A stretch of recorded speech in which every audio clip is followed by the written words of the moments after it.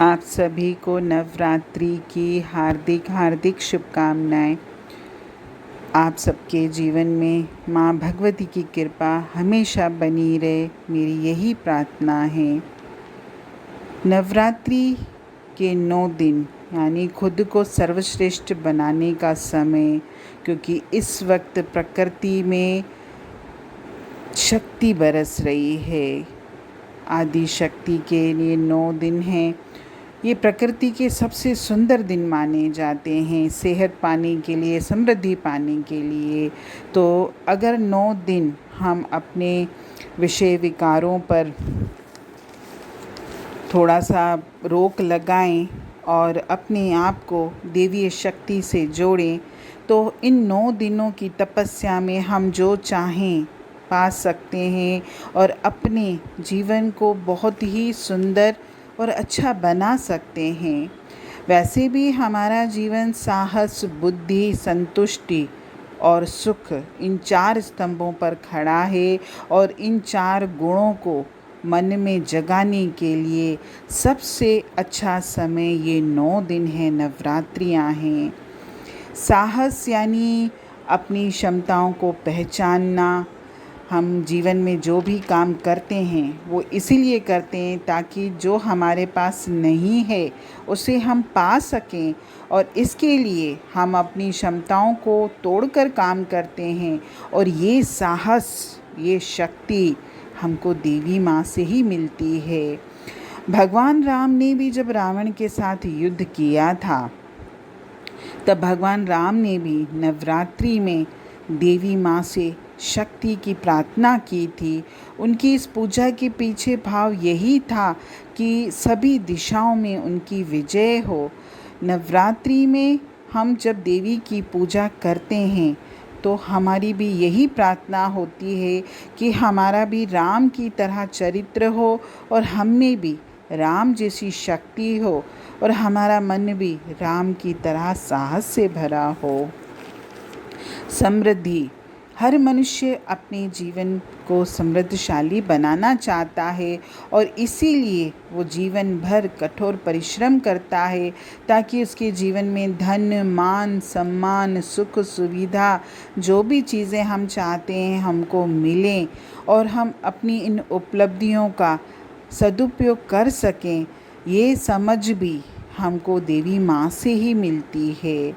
और इसके पीछे भी एक छोटी सी बात है कि एक बार माँ लक्ष्मी का अपमान करने पर स्वर्ग के राजा इंद्र को दुर्वासा मुनि ने समृद्धिहीन करने का श्राप दिया था। तब इंद्र ने शक्ति स्वरूप माँ की आराधना की और इसके बाद ही उनकी समृद्धि लौटी। नवरात्रि में शक्ति की पूजा में मन में यही भाव होता है कि हमारा परिवार, हमारा समाज, हमारा जीवन समृद्धशाली बने। संतुष्टि यानी हम हर स्थिति में आनंदित रहें, संतुष्ट रहें। जो सुख सुविधाएं और उपलब्धियां जीवन में हमने पाई हैं उनका परिवार के साथ हमेशा आनंद ले सकें। और सबसे बड़ी बात, जो भी मुझे जीवन में मिला है परमात्मा की तरफ से, उसमें मैं संतुष्ट रहूं। और इसके लिए भी हम शक्ति की, देवी माँ की आराधना करते हैं कि हे माँ, हमारे मन में सदैव संतोष का भाव रहे।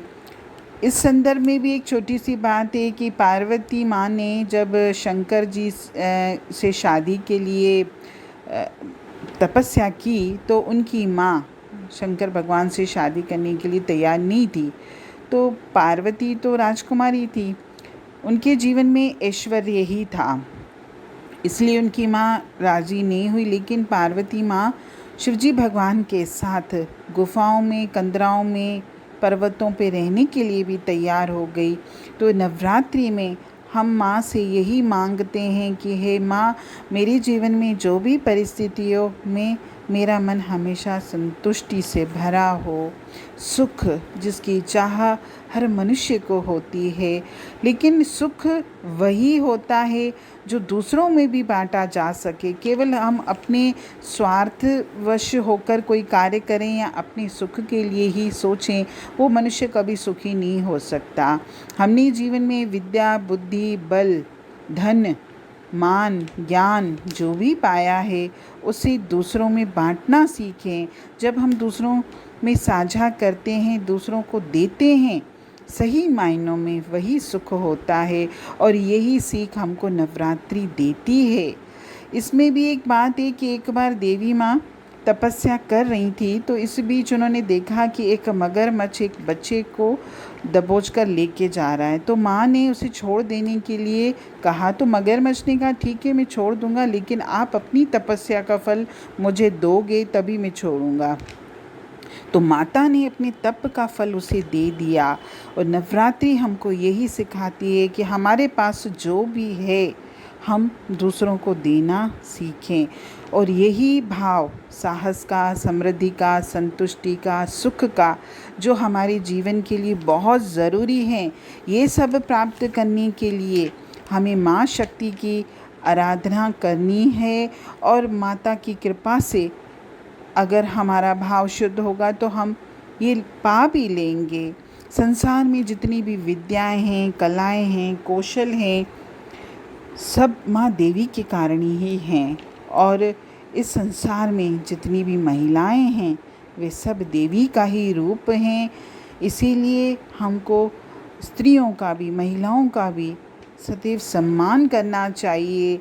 और केवल नवरात्रि में ही हम माँ को याद न करें, बाकी के दिनों में भी हमारे मन में, हमारे भावों में, हमारे जीवन में उस माँ का प्रताप, उस माँ की कृपा सदैव बनी रहे, ये भी हमको प्रयास करना है। हरि ओम।